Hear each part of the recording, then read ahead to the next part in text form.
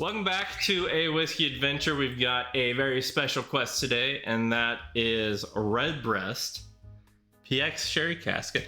I didn't even think about it. This wasn't even a thought when I bought this or when I decided we should do this video.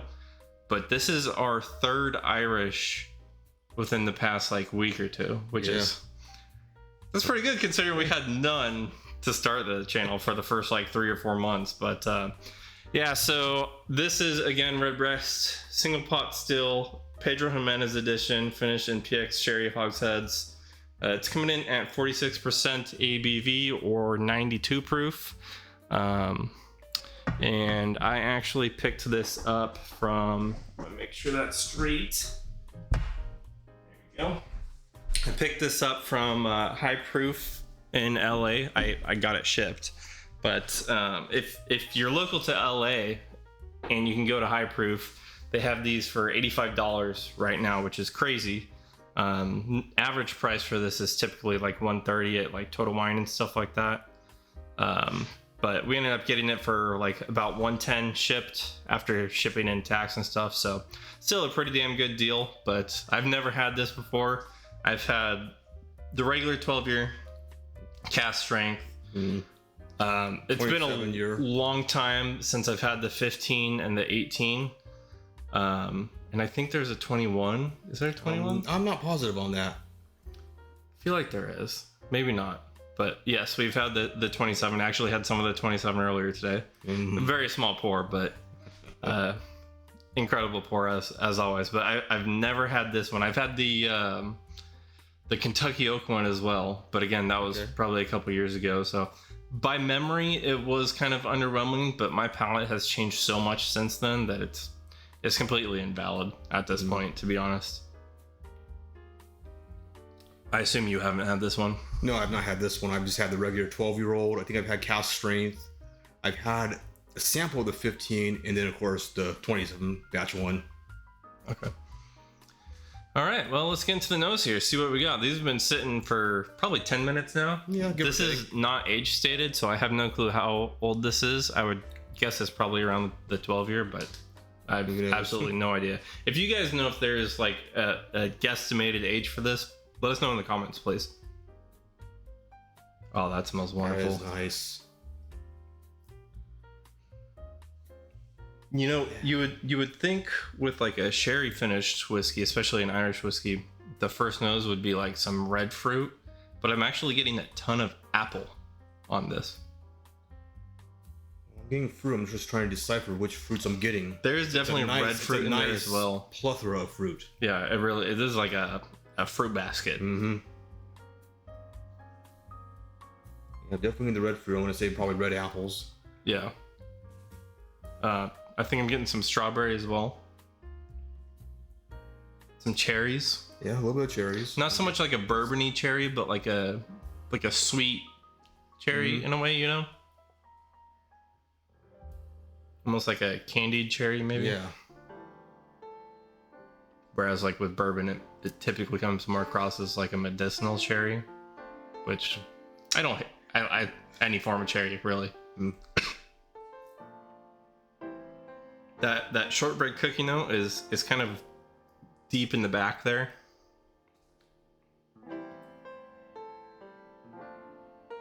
It's kind of it's just buried under everything else. For me, it's a little more of a buttered shortbread. Yeah. It's very light. Yeah.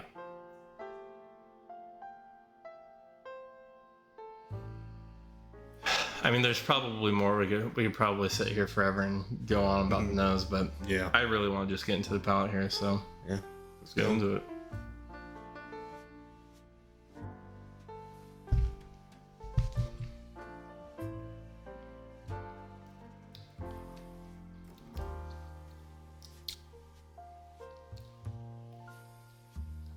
The sherry finish, maybe it's just me. This is my first pour of the day, but is the sherry finish super subtle to you? Subtle. I mean, I got notes like a toffee or a butterscotch. Yeah. Right there on the palate. It's a nice, maybe some caramel with it. I feel like I would need to really compare this to the regular 12-year because on that first sip, it's not crazy different from the regular 12-year. No, it's not. But then again, it's also, for me, it's been a while since I've had the regular 12-year. Same.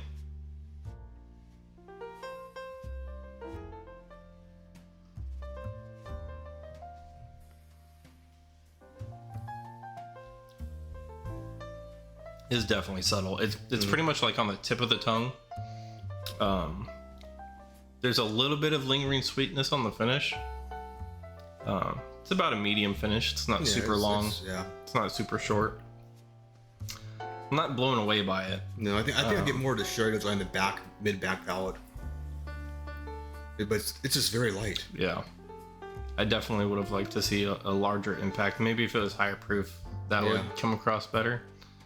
I would definitely rather have that high and wicked over this, honestly. Which hurts my heart to say because I love Redbreast so much, but the high and wicked definitely I think is probably a better bottle. As far as, you know, we just cracked this first time having it, so maybe it'll change over time. Maybe it'll change with a few drops of water, you know, maybe some of that sherry will come out a little bit more.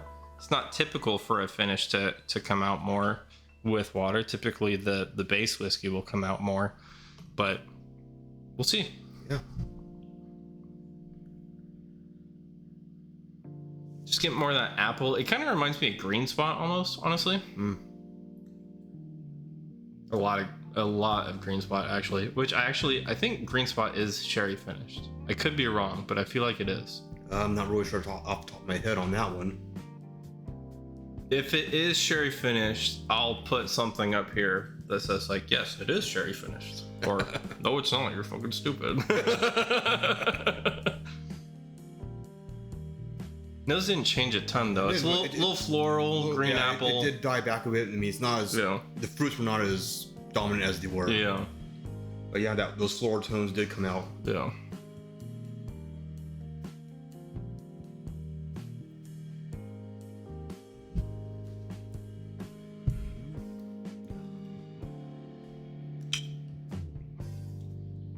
Actually, I think that is actually quite a bit better. It feels more full-bodied.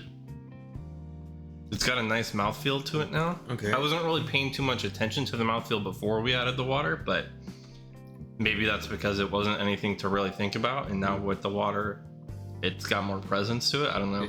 Yeah, but I like the notes better on the palate without the water. Okay. It goes more of your, you know, butterscotch toffee bomb. Yeah.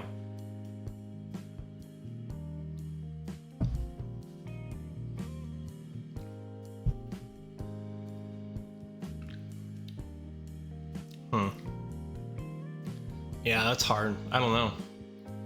What might be interesting to do is maybe I'll take 2 samples of this and I'll just do 1 plain sample and then 1 sample with a few drops of water, and we can blind those next time we film. Okay. And see which one we would prefer that way. Yeah. I've actually done that to a group of friends. Shout out to Jordan and Bobby and Frankie, if you guys are watching this. But were you there for that? No, I don't think I was. I don't remember. We had a small little ball share at my apartment, and my little surprise to them when they first came over was a bit of a blind. So everyone got 2 Glens and 2 pours of whiskey to blind, and you know, they went back and forth which one they preferred more, the different notes that each one had, and stuff like that. And of course, the reveal at the end was that it was the same whiskey. One just had a few drops of water in it. Which is really fun for me, because watching people compare the same whiskey and thinking it's different is just, it's really funny. You should do it sometime if you guys haven't done that to someone. But yeah, I mean, it's not incredible. I would rather have the 12-year cask strength over this as well, I think.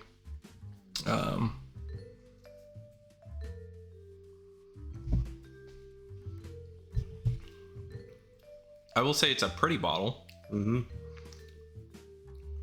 And again, it might open up over time. I feel like I'm getting a little bit more sherry as time goes on as well. But but it's still not as much as I was kind of hoping for. So at the price that I bought it at, I'm not mad. If I bought it for 130, I'd be a little more upset, because there's some really damn good whiskeys you can get at $130. Yeah. So if you can find this for $90 or under, I'd probably say buy it, at least for the experience. That way you can say you've tried it. Maybe you'll like it more than I do. But over 90, I think I'm probably passing in the future. And it could just be this batch. Unfortunately, they don't really put batch numbers on here from what I can tell.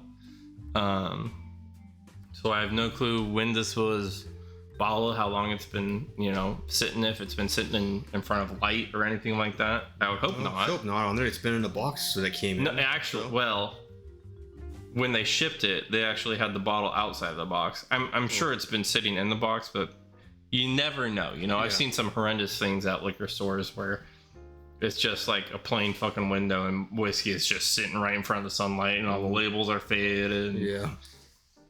Like, Jesus Christ, how do you own a liquor store and not know that you're completely destroying your inventory? The rare white label E.H. Taylor. Not really that rare, to be honest. Pretty common, unfortunately. But you got any final thoughts? What do you think about it? It's a good bottle. It's just, it doesn't really blow me away. It doesn't wow me. Yeah, 100%. So, I mean, yeah, it's a good finish on there. It's a different compared to it, but yeah, I would expect a little bit more wow. Yeah. All right. That's gonna be it, guys. Thanks for sticking around and watching this. If you guys have any bottles that you'd like for us to check out, let us know down in the comments, and we'll try and find a bottle or a sample locally. That way we can bring that review to you guys as soon as possible. We actually do have a new Gmail as well. If you guys want to send us samples or bottles or whatever, it's AWhiskeyAdventureYT for YouTube. So AWhiskeyAdventureYT@gmail.com. That's whiskey with an E. And so yeah, that way you guys can contact us and make things easy. I know we're only at 63 subs or something like that, so we probably don't have anyone really wanting to send us whiskey at this point, but maybe in the future, hopefully we'll get to try some more exotic stuff, maybe some west or east coast local distillery type stuff. That would be really fun, but that's gonna be it. We'll catch you guys next time.